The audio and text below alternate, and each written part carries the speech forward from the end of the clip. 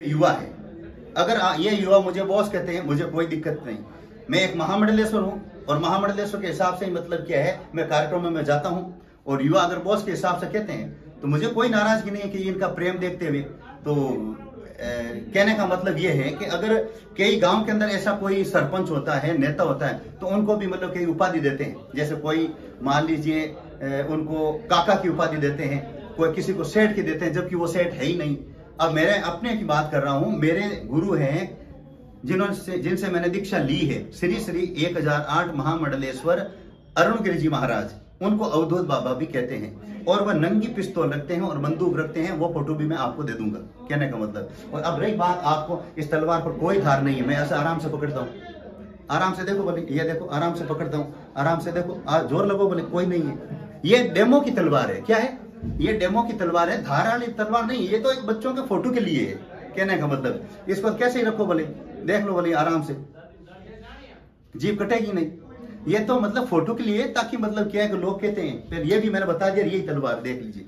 पहली बात, ये पहली बार मैंने बात कही है। अब मेरे जो दादा गुरु है पायलट बाबा, जो सबसे बड़ा शिविर लगाते हैं कुंभ के अंदर, उनको पायलट बाबा कहते हैं, जबकि उनका नाम है अनंत विभूषित श्री श्री 1008 महामंडलेश्वर सोमगिरी जी महाराज। और महाकुंभ के अंदर भी गोल्डन बाबा, कंप्यूटर बाबा और कई प्रकार के उनके उपनाम हैं, जो आप कभी कुंभ चलेंगे। अगर मेरे महामंडलेश्वर मतलब पद के पीछे अगर कोई उपनाम अगर बॉस लगाता है, मुझे कोई आपत्ति नहीं है, हूं तो मैं यही हूं।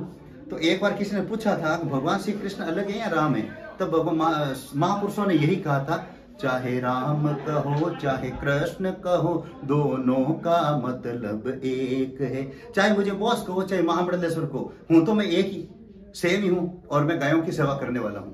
जय गौ माता, जय गोपाल। और डायलॉग हो जाए सर एक बार, जो उस दिन बोला था मैंने, हाँ वही पूरा। हाँ, उस दिन क्या है कि मैंने यही बोला था। इन्होंने मतलब क्या है कि जो फूलचंद ने दिमाग खराब कर दिया, और कुछ इन्होंने अव्यवस्थाएं की, जिसमें दोषी थे श्रवण जी विष्णु, सुरेंद्र पंचारिया, एक भी विष्णु को कहा ना, अशोक विष्णु और फूलचंदी, ये 4 जिम्मेदार थे। तो लिखित में दिया गया था, 5 बार मीटिंग हुई थी, तब मुझे गुस्सा आया था, जब मैं धक्को दे बार कट। और फिर मैंने उस गुस्से में वो कहा, अब आपको मालूम ही है, तंठा को नहीं 10 सालों से काम कर रहा हो और बॉस को सवाल उठाई को नहीं। और फिर मैंने मतलब कि आगे जो कहा, इस वीडियो के अंदर नहीं कहूंगा, ठीक नहीं रहेगा, इतना ठीक है। यही उनसे वो शब्द थे, मतलब 3। आज मैं देखो आपकी सेवा में भी हूँ, 31 मिनट भी नहीं हुए हैं। तो इसी तरह मतलब क्या है, आज मैं जहाँ कहीं भी जाता हूँ, युवा आगे तैयार रहते हैं, साफा लेकर के, डीजे लेकर के, माला लेकर के, गिफ्ट मिठाई लेकर के, और मैं भी युवाओं के लिए तैयार रहता हूं। मैं उनको एक पुस्तक और चाबी छल्ले दे करके आगे निकलता हूं। और आज का अगर रिकॉर्ड मांगेंगे तो मैंने 500 लोगों को मतलब पुस्तकें और 500 लोगों को चाबी छल्ले दिए हैं। प्रत्येक का मेरे पास फोटो है, क्योंकि एक सामने कैमरा मेरा रहता है।